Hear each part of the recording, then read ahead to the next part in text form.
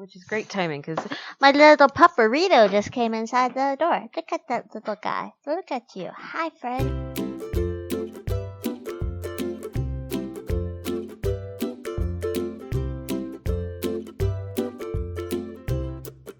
All right, welcome back to Girls Talk Comics. This is Erin, your master in mediocrity, and the lovely and wise and our technical gal. Hardcore lady type, Jessica, lieutenant of lit, because it's lit.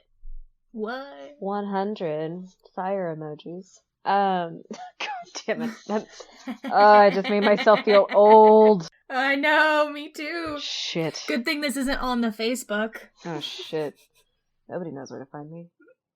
Which Erin am I? There's so many of us. Fuck you. Oh, same. I'm there. Yeah, right? A little bit in anonymity for our lives. So today we are going to talk about Deadly Class.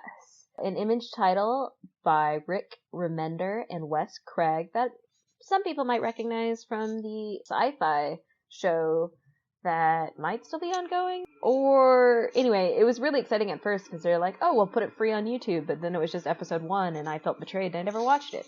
But that's not what this comic is about. The comic is about a Marcus Lopez Arguello who gets recruited into an assassination school that's filled with assholes, kids that are trying to just be too cool for school, and maybe just trying to survive, you know? Everybody's an assassin. You kind of gotta not be killed. The punchline to all of this seems to be 101. Assassination 101. The punchline to all of this seems to be that all of these kids are traumatized or torn up at least about the fact that they have to kill people. They're seeking some form of revenge. And maybe that's what the teacher's going for. Is the teacher trying to teach them compassion, teamwork, remorse, or even just being scrutinizing about who you're going to kill, when, and why? Whatever the case may be, we don't get that answer in Volume 1, but we do get a lot in Volume 1. And I'm interested to hear what Miss Jessica has to say. Okay, so I love the gimmick. I mean, I've never seen action panels so consistently well done. Like, in the art, like, they made it artistic. The backgrounds for the scenes are just phenomenally done. Yeah. And the panel play, there's a scene where she jumps off of this motorcycle onto a vehicle that's behind her, but somehow it looks like it's ahead of her in the way that they're doing it. And they have this a couple of times where they use small panels to watch like people move through a space, but the background doesn't ever change, but you know that they're interacting with that background, and it was really visually interesting to me. I really enjoyed it. Yeah, there was just so much just sweet trauma emo-ness, and I was not expecting them to go full acid nightmare in the second half of Volume 1, which they did. I wasn't either, great. And I was taken a little aback by that. Yeah, I was like, oh god, clowns. Oh no, yeah, so many clowns. Why are there so many clowns? I should have known that when they said circus, but I didn't expect it. I wasn't prepared because they were like, we're gonna go circus, and I was like, okay, cool. That's probably a bad idea on acid, and it didn't like connect that clowns are there because of a circus. So, yeah. Yeah. No. Should have been foreshadowing. We missed it. Should have been. No, I have to ask you, how do you feel about the females? I am a little ambivalent towards them in this first issue. I mean, they're legitimately badass. They stand up for themselves. They defend themselves. They have distinct personalities. But the first issue wasn't about them. There are a lot of characters in this. But I felt like, I mean, the character I walked away feeling for and at least remembering is Willie. Willie being the son of the LA gangsters, I think. I think that's where he was from. Yeah, the one whose father got shot in front of him.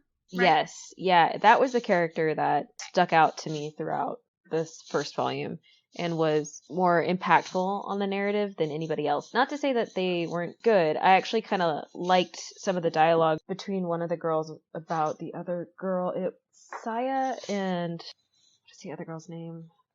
It's Maria. Okay. Maria. Yeah, but with Maria about Saya, where Maria's like, she's my best friend. And like, it's so clear cut. They're not backstabbing each other, you know? Like, Maria's like, Saya's badass. I get it. Yeah. She's my best friend. still gonna try to fuck this dude who's into her. Yeah, and she's like, Saya Right. understands, and Saya probably does. I mean, it's the nature of the work that they have to do. So I appreciated that conversation, and I don't have an issue with the two women. Right. They didn't. Well, okay, so really get to shine. I think. I agree with you. Like the girls were not the like sane control group in this. Like if anybody is like the touchstone to like a more realistic approach to this kind of classroom, it's definitely that. He's the one that stuck with you is the one that I think was sort of like the control group. You know, like the one that is like, okay, so this is like a little bit of a splash of the real world still in the comic. I mean, they all are, but Maria's story is equally tragic. And when she starts talking about it, I'm like, holy crap, Maria. And of course, Saya is somebody we know nothing about by the end of the first volume. It did take me, I mean, for a little bit of the journey. I don't know how I feel about the hero, but yeah. Or the main villain, right? Like, gross. Oh, God. But yeah. I know how I feel about him, and it's not okay. Okay, so I'm with you on the ambivalence. I loved and hated the females in this. I agree they have truly valid aspects, or at least Maria does. We don't really know much about Saya, but even just the way she reacts to things, Saya is relatable. But it's just still teenage bullshit. I mean, like, even though those are interwoven, that teenage bullshit's interwoven with things that make me think that the creators were trying to build valid multi-dimensional characters, it's still just fucking teenagers, you know? And they're spouting off the same bullshit I was tired of in the 90s, you know, like that spiel where she's like, yeah, she's my friend, but guys want what they can, you know, girls never want what they can have, or blah, blah, blah, blah, blah. I mean, like, it's the same shit. I know this is set in the 80s, you know, but it's still doing the same John Hughes nightmare archetype building, that bullshit that it was making fun of, you know, just with a Smith soundtrack through some of it. And I think that's still I don't know. kind of I'm still important around for the art narrative. and the blood. Yeah. I mean, I There's get a lot it. of action. I just the art and the blood is what I like.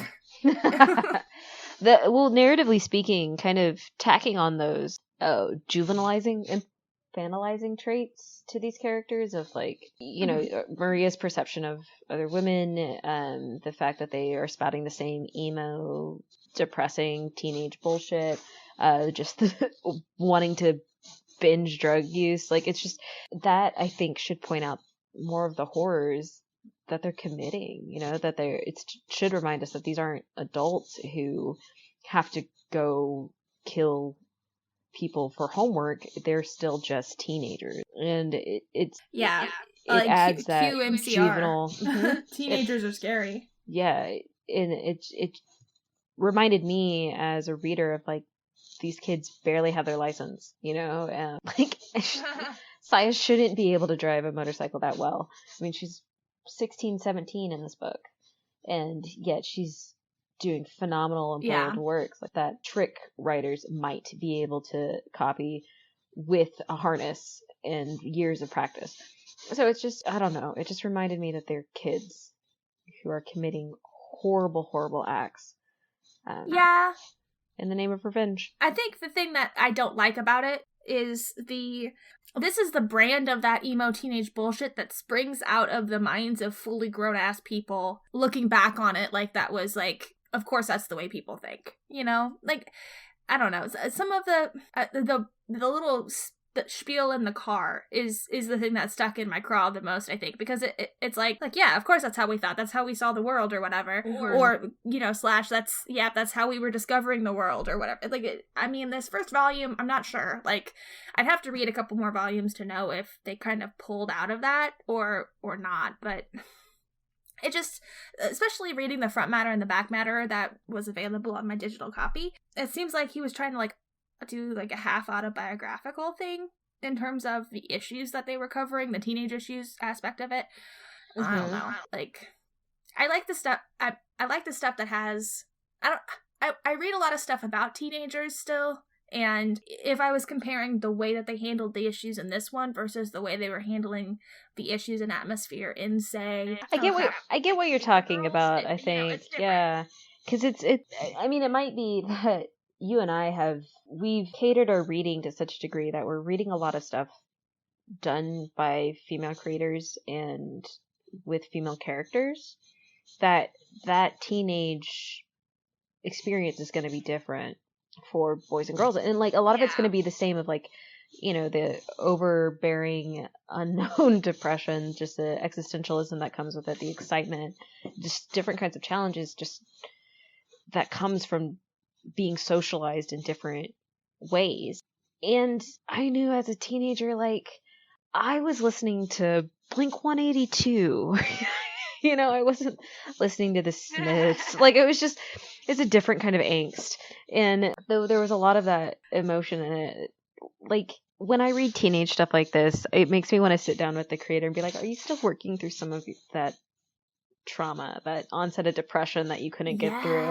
Like, are you, what from your high school are you still processing? Because I can feel when I have a lot of high school behaviors start to come out. One of the things that I loved to do in high school was to run away and avoid stuff. Okay. I can't do that as an adult, and I don't want to do that as an adult. And so whenever I start to struggle with the same levels of anxiety and the same kind of frustration or the same insecurities that I experienced when I was 14, 15, 16, you know, up to 19, and even in my early 20s, I know I can't do that anymore. I can't run away. I can't hide. I can't flee it. But if I was writing for my teenage self, I wouldn't be writing the person today who might be more willing to have a conversation with it, might be a bit more explosive and angry and short-tempered, but I would write more of a complete and utter meltdown with somebody who couldn't articulate how they were feeling, and not an utter shorter term meltdown with somebody who can walk you through every sensation of the meltdown while they're experiencing it. And so reading stuff like this, where it's, you know, it's like I'm an adult still with kind of a teenage emotive experience, you know, kudos to him if he's able to like look back and go, this is what I felt as a teenager, and project it onto other characters. I mean, that's what you do with writing in general. But if it's something he's still working through, I mean, depression's hard. So, yeah. It's not. Yeah, totally. Yeah. Like, one of the reasons I enjoy, we're in it to just pull out a completely different title, Lumberjanes, is because it's the kind of, you know, it's kind of the teenage childhood I wish I had, where it was more positive and more emotionally healthy than the one that I had. And I love it for the idea of it, you know, like the fantasy of having a close-knit group of girlfriends who support you emotionally in a way that you're responsive to. Fucking love that idea. So I love that series. It's wholesome. It's heartwarming. It's great. Deadly Class was, I think, a really great, it's like a weird social horror story. Yeah. And I'm not entirely sure if it was written to be that way. That makes sense. like maybe they just thought they were writing a action comic about like the way people deal with high school, and they accidentally wrote about the worst case scenario that could possibly happen in high school, and like just ruined everybody's lives while they were trying to like give you something authentic. They actually gave you something that was like almost exploitively gory in its emotional horror. Yeah. Like, okay, so, like, this is the thing I have a problem with. Not everyone's trauma at home translated to that level of trauma in high school experiences. Like, some people found solace in that, you know? And like, just because you have a trauma at home doesn't mean that you have a billion traumas in high school. It means that, like, yeah, okay, so you're emotionally cast off or whatever. People don't pick on you every day, you know? Like, it's not every time you roll up every day there's a new horrible thing that happens. You know, there might be a lot of microaggressions, but it's not like every day is this bad. Yeah. So the idea that he's writing a story about how every day is going to be the worst case scenario, yeah, it's exhausting to me. Totally fair. Really which exhausting. It's actually why I really like that they went on that car trip at the end of it, because like these kids who are obviously like, well, I gotta pretend I'm not your friend, they still swooped in to help him out. And, like, there are good things that are happening to him in it. But, yeah, it is really hard. It's like when you watch some teenage drama movie and it's like, every day sucks because everyone hates me. And I'm like, nah, bitch, they ain't got time to hate you. They hate themselves. You're just self-centered. I mean, that's what I want to say, but, totally. Maybe not the best thing to say. No, I found that emotionally freeing whenever I finally was able to start internalizing the fact that everyone's level of comfort, like, was more like mine than not. Like, not everybody has that same level of social terror, but, like, the fact that everybody's got their own complete full universes and they're the main character in their own stories means that you get a little level of, like, anonymity in it, and that's really freeing whenever you are in business like I was. So, like, no, I think that's, so I think that's a good message to give the teenagers. Like, look, people aren't actually staring at you. You're staring at you. They're staring at themselves. They might be staring at you, but they're not probably thinking anything. With how often I just look at people and I'm like, this is a person, and I just take them in rather than, judging. Like, nah, people aren't, the Occam's razor is the thing that I love to talk about the most, where it's just like the simplest answer is probably correct. And if you're not devoting your time to obsessing over people, they're probably not devoting their time. That's too much effort. And if they are devoting their time, screw them. Like, just don't waste your time. Or if you think they have valid critiques, listen to it. Like, if you're going to obsess over it, listen to it and figure out if they're right or wrong, or if it's even something you care about. That's what I do if I get anxious and obsessive. I'm like, what is this concern? Is it actually something I can do anything about? Is it something I care about? And just kind of process it from there. I mean, I don't know if that makes sense. It sounds grandiose and definitely coming from a place of age and privilege, but well, it's also practice. Like, you've practiced and incorporated that, and like, I know teenagers can't do that, like, or just haven't yet. But at the same time, like, or just haven't yet. But if they know it and they can start working on it after the fact, like, it's coping mechanisms like this that people don't explicitly talk about until later in your life. I don't understand why they don't give you the words to express this kind of feeling when you're younger, because I didn't get a lot of this until I went to college and took some courses in college, like, of course people aren't staring at you. Are you staring at everyone? Like, and if just give teenagers better words to describe their feelings. I mean, it's knowing what it's like to be in my head is probably exhausting for the adults around me, and they're like, please just shut up and go away. Because I'm just constantly like, I'm always sad, and they're like, yes, we know, because life is sad. It's sad for us too. And like, but when you're 16, when you're like 12 to 16, you're like, but I'm sad today, and I'm not supposed to. And they're like literally, if I have a child and they come up and they're gonna be like, well, I'm sad, I'll be like, I'm bad news. That's not really gonna stop. Let's talk about it. It doesn't get better.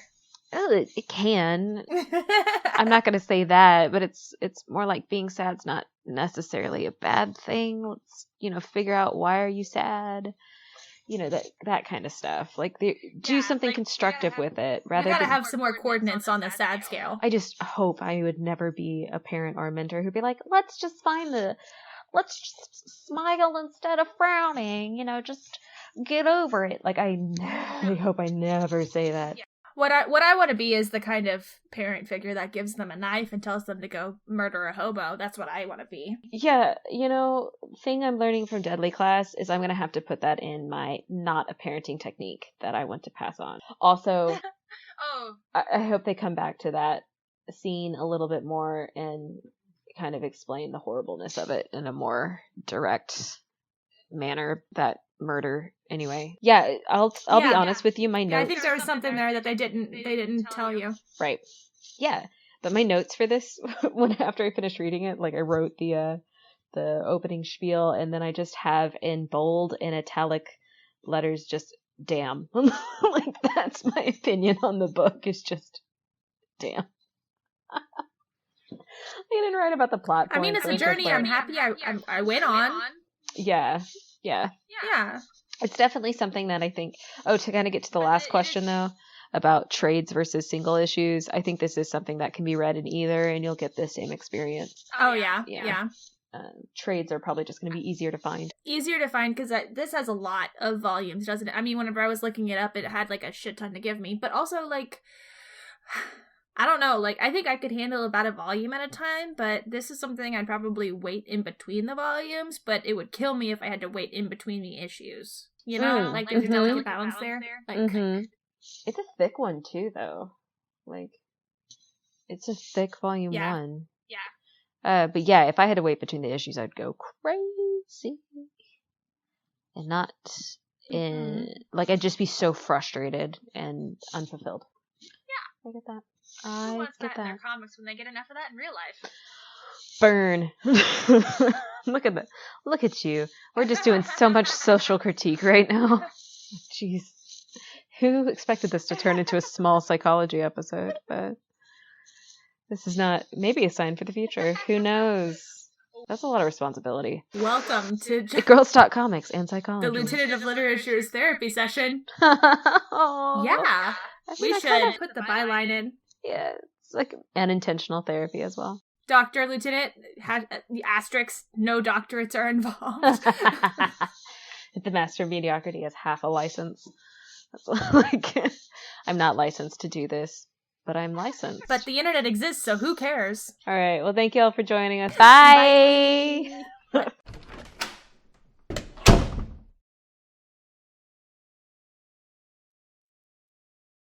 Record.